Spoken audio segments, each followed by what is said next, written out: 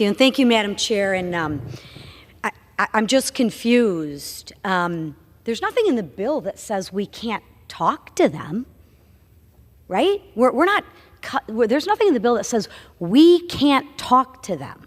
There's nothing in the bill that says we can't have diplomacy. What the bill says is we don't need to fund our destroyers. So I'm all for talking. How's that working for us, right? We talk to them ad nauseum. And what do? They continue to push the envelope and push the envelope and push the envelope. So I'm sharing maybe what we should do, since our talking doesn't work, is provide some sanctions, right? But I want to remind us that let's stick with the facts of the bill, and it talks about sanctions. You can talk to them. There's nothing in the bill, unless I'm missing something, and I'd like you to show me in the bill where it says we are not allowed to talk to them.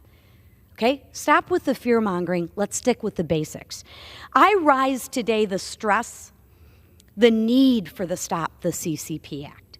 The Chinese Communist Party has grown to be our greatest geopolitical threat.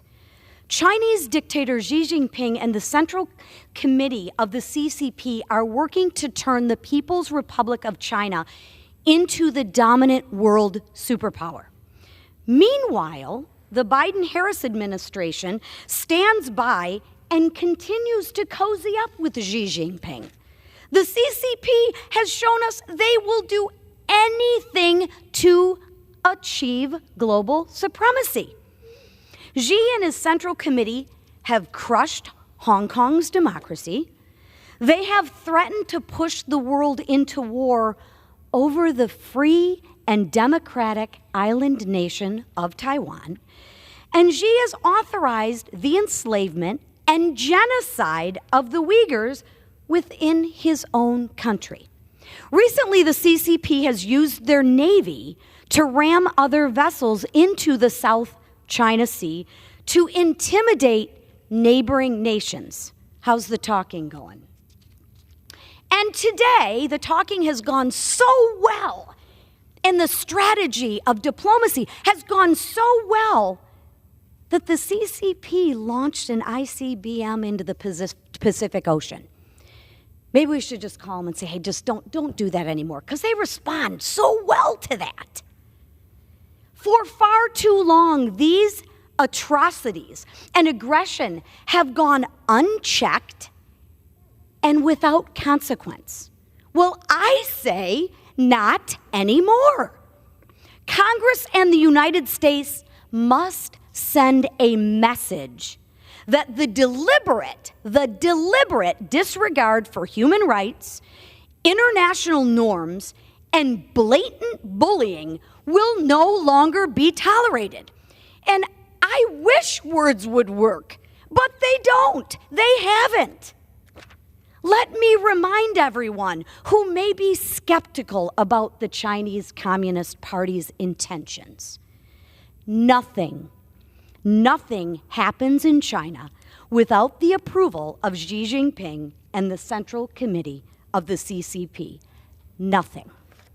While I wholeheartedly support the numerous pieces of legislation that have passed this chamber aimed to countering the CCP's nefarious acts, none of them have targeted the actual individuals, the core problem, who are giving the orders. It is time to begin to deal with the root of the problem.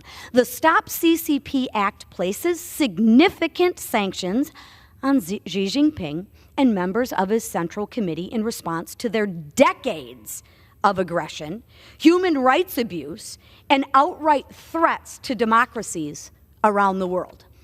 Xi's goal is to cover the world in communism. We are the ones who stand in his way, which is why instead of opposing my bill, the White House should get tough with the CCP. Let's try a different strategy, one that may actually work. Every time China crosses a line, Biden sends officials to Beijing. That's embarrassing. We do not need to coddle an aggressor. You need to deal with them from a position of strength, not weakness. It's time we draw a line in the sand and say enough is enough and stop funding our destroyers. I urge my colleagues to support this legislation, and I want to thank Congressman Panetta, Buchanan, and Pappas for joining me in this effort to hold the true culprits within the CCP accountable for their heinous acts. And with that, Madam Chair, I yield back.